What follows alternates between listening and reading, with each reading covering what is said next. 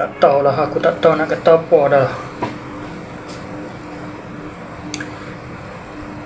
Bila bagi peluang, bila bagi platform yang boleh buat duit, boleh jana pendapatan,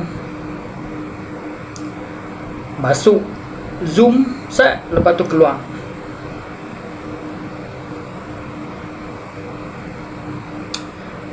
Dengarlah dulu sampai habis.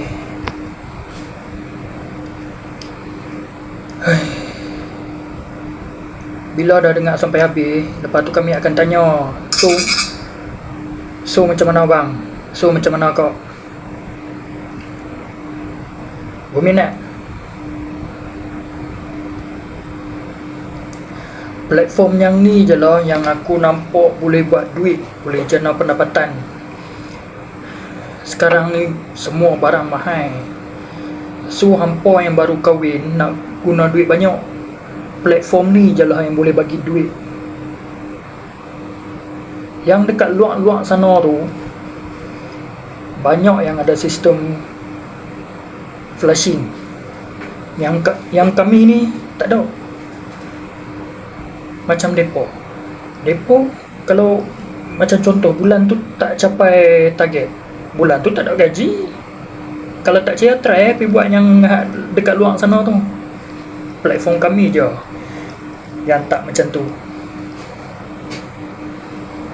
Walaupun tak capai target bulan tu, tetap ada gaji. So fikirlah, hampa nak sehari 100, sehari 500, sehari 1000, kau hampa nak lebih, boleh. Platform ni boleh bagi, asalkan kalau hampa sungguh-sungguh.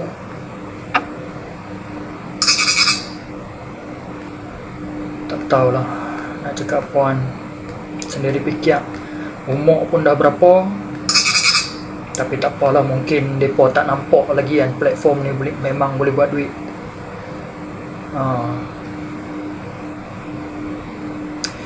Kalau hampa dapat orang yang jenis, contohlah kalau macam hampa dah join kan, lepas tu hampa dapat orang bawah yang jenis, dia masuk ni, dia sebab dia suka menjual je, bukan nak buat duit sangat pun. Dia sebab suka menjual. Yang tu aku abang kat hang, gila-gila hampa boleh buat duit.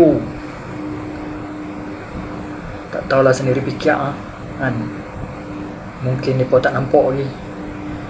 So kalau berminat, siapa-siapa yang berminat boleh WhatsApp saya 017 455 0017. Bye.